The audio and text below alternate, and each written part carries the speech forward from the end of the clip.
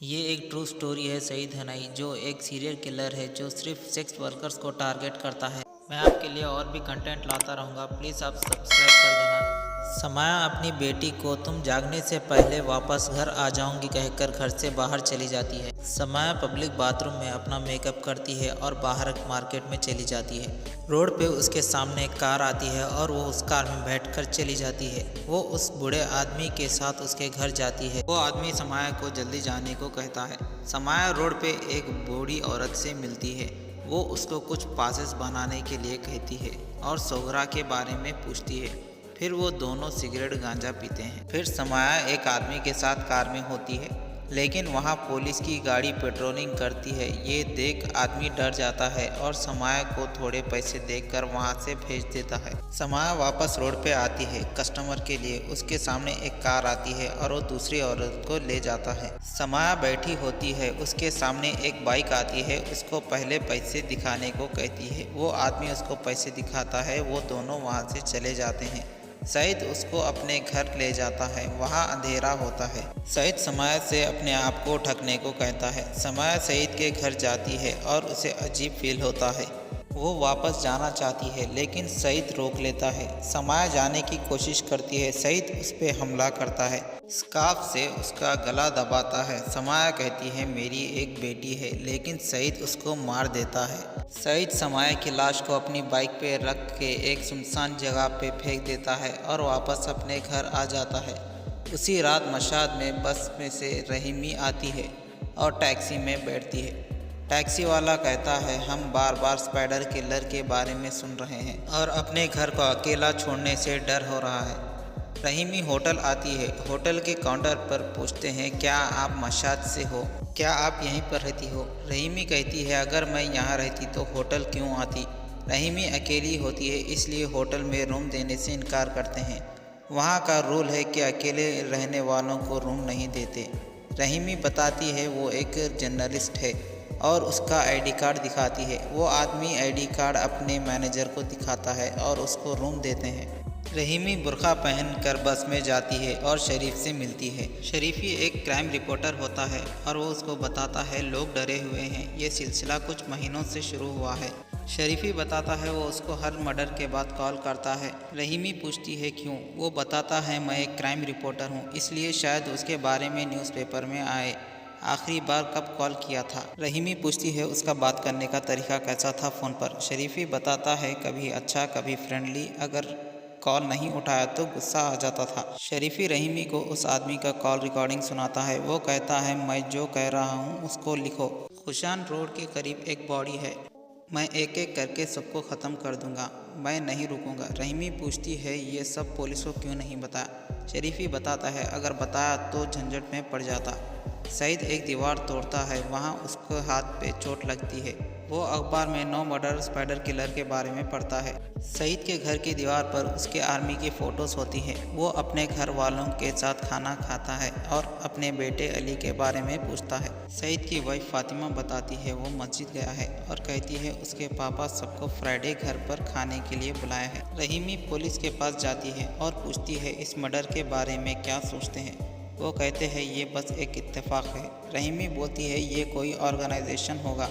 Police वाले कहते हैं यहाँ ऐसा कोई भी नहीं है। रहीमी को पुलिस स्टेशन से कुछ सबूत नहीं मिलता। वो वहाँ से चली जाती है और रोड पर सब पर नज़र रखती है। वो अपने रूम पे इंफॉर्मेशन कलेक्ट करती है। वो फ़ोन पर बताती है वो मारने वाले की लिस्ट कम नहीं होगी। ये ख़तरनाक अंत नहीं है। स्पाइडर किलर के बारे में मशाद में न्यूज़ फैला दो। सईद अपने बेटे के साथ बाइक पर जाता है। रात में घर आते वक्त सेक्स वर्कर्स को देखने से अपने आप को रोकने की कोशिश करता है। फिर आगे एक औरत को अपनी बाइक पर ले जाता है। वो इन्फॉर्मेशन देता है खिनारब रोड के 10 से 15 किलोमीटर के बीच लाश है और मैं शहर साफ कर रहा हूँ और अब ये ख़त्म नहीं हुआ। शरीफी वो कॉल रिकॉर्डिंग्स रहीमी को सुनाता है।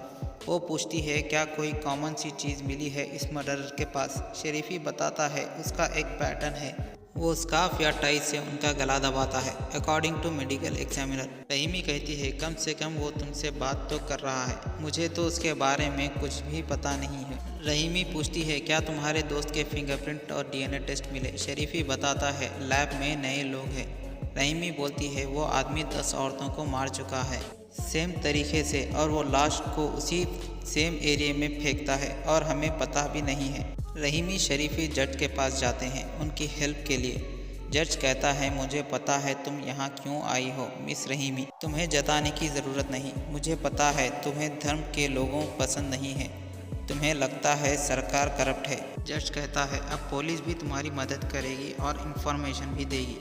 जज पूछता है इस टॉपिक में तुम्हें इतना इंटरेस्ट क्यों है। रहीमी बताती है ये मेरा काम है। रहीमी और शरीफी घर जाने लगते हैं और लड़कियों के बारे में सोचते हैं। शरीफी रहीमी की फ़िक्र करता है और उसके साथ होटल तक आने को कहता है। रहीमी मना करती है।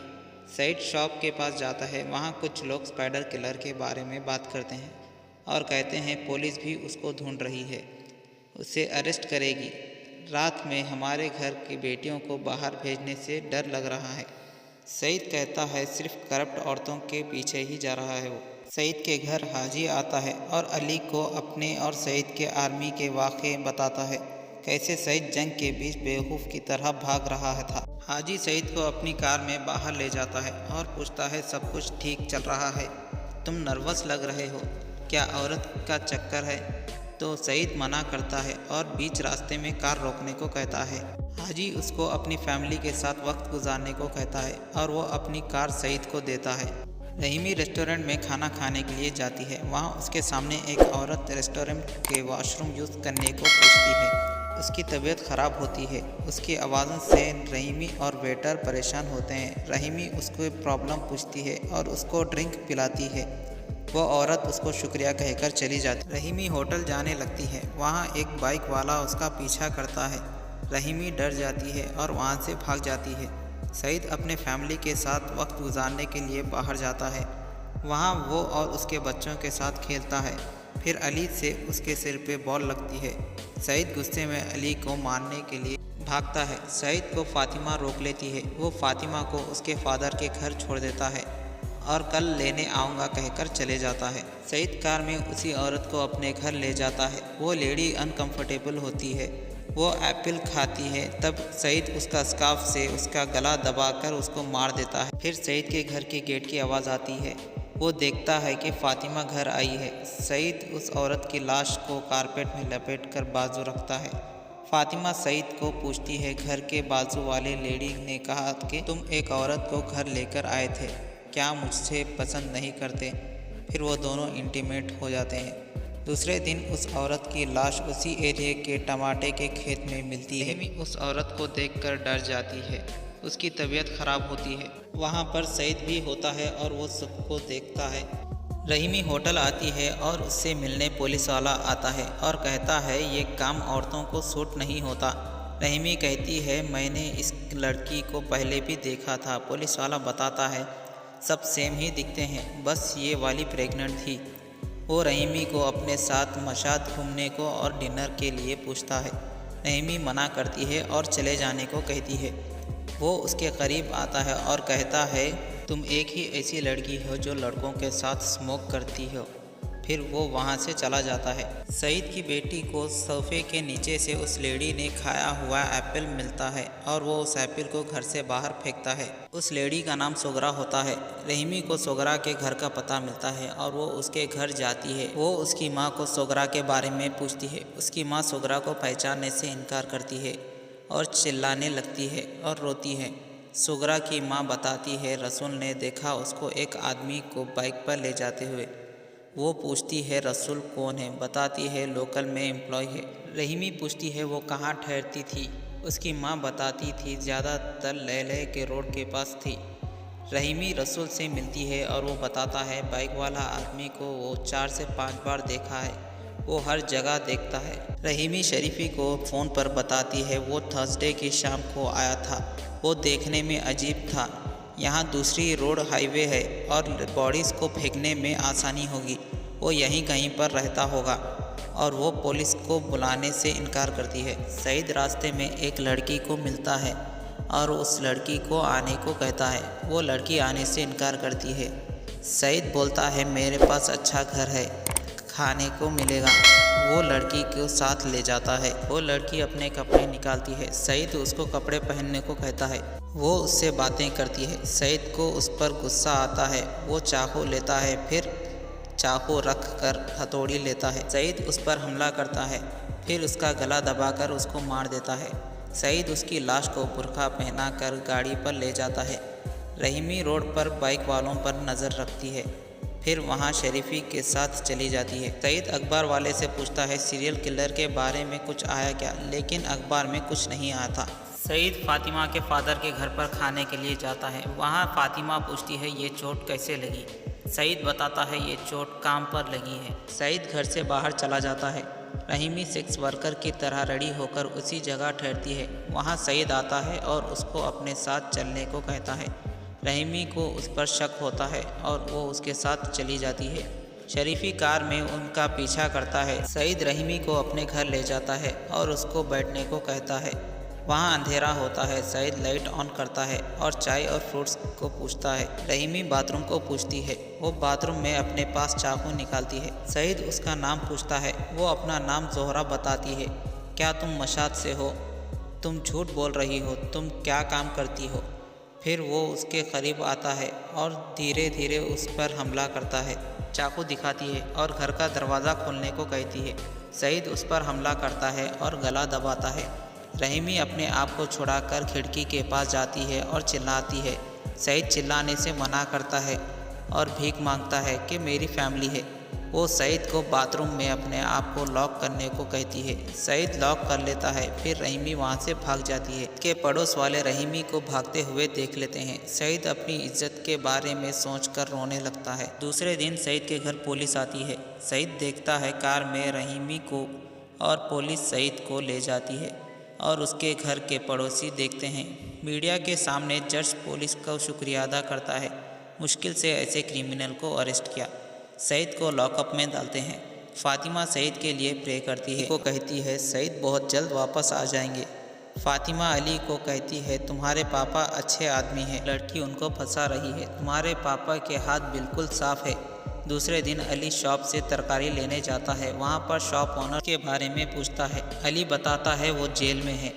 वो कहता है किसी चीज़ की ज़रूरत हो तो आ जाना और उसको कुछ फ्रूट्स देता है।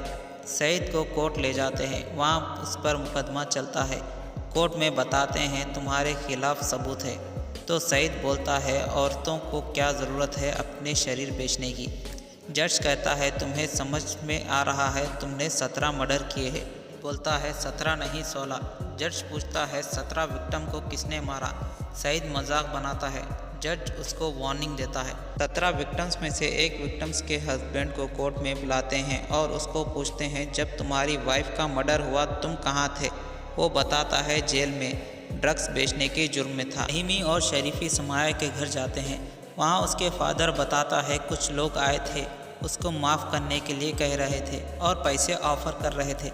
समाया के फादर कहते हैं हम उस किलर को माफ़ नहीं करेंगे। समाया की माँ उसके फादर को कुछ भी बताने से मना करती है और कहती है क्या सबको ये पता चले हमारी बेटी सेक्स वर्कर है और वो ड्रग्स लेती थी। अच्छा हुआ वो मर गई। फातिमा वकील से केस के बारे में बात करती है। वकील बताता है उस पर पॉलिटिकल चार्ज है और गवर्नमेंट उसका केस बंद करना चाहती है इलेक्शन से पहले। फातिमा कहती है सईद को पहचानने वाले बहुत है, उसको सपोर्ट करेंगे। वकील बोलता है बस उनके दिमाग अनस्टेबल है, ये सामने आ जाए तो हम एक चांस मिलेगा। अली कहता है मेरे पापा पागल नहीं है। फातिमा अली को बाहर भेजती है। हाजी फातिमा के घर सामान लेकर आता है और उसको सब कुछ ठीक होगा ये। फातिमा हाजी को बताती है सईद ने अपना नाम इलेक्शंस में लिखा था और उसके दोस्त सपोर्ट करेंगे। हाजी फातिमा को अपना और अपने बच्चों का ध्यान रखने को कहता है। दूसरे दिन सईद को कोर्ट ले जाते हैं। हाँ उसका वकील उसके बारे में बोलता है कि वो 1988 में देश के लिए 623 डेज तक लड़ा था। वो उस जंग की वजह से वो स्ट्रेस में आ गया था और उसकी मेडिकल रिकॉर्ड दिखाता है। जज सईद को अपनी मेंटल कंडीशंस के बारे में कहने को बोलता है जो भी पेपर्स में लिखा है वो सब सच है। मेरे 18 साल से मेंटल कंडीशन ठीक नहीं है और वो सबके सामने पागल हरकत करता है। जज उसको ले जाने को कहता है। सईद कहता है मैं इस दुनिया को साफ करना चाहता हूँ, मैं पागल हूँ। फातिमा सईद को पूछती है, लॉयर ने जो तुमसे कहा वो क्यों नहीं किया, वो तुमने दूसरा क्यों बोला। सईद कहता है, मैं पागल नहीं हूँ। फातिमा, क्या मैं पागल लग रहा हूँ? मैं अपना रखवाला नहीं चाहता हूँ। और कहता है, मैं बहुत जल्द बाहर आ जाऊँगा, अली को मेरे पास भेजो, मुझे बात करनी है। सईद अली से बात करता है और उसको स्कूल के बारे में पूछता है। अली बताता है वो स्कूल नहीं जा रहा है, उसकी स्कूल में लड़ाई हुई है, सब मेरे पापा मर्डरर है बोल के सता रहे थे। सईद कहता है, मैंने कुछ गलत नहीं किया, मेरे हाथ साफ है। अली पूछता है, तुम उनके साथ क्या करते थे? सईद बताता है, मैं उन्हें रास्ते से घर ले जाकर उन्हें गला दबाकर मारता था। रहीमी और शरीफी फातिमा के घर आते हैं उसका इंटरव्यू लेने के लिए। पूछते हैं, कैसा लग रहा है कि आपके हस्बैंड सीरियल किलर है? मुझे बुरा लग रहा है, मैंने नहीं सोचा था सईद ऐसा करेंगे। अगर वो औरतें अच्छी होती तो दूसरों के हस्बैंड के साथ बाइक पर नहीं आती।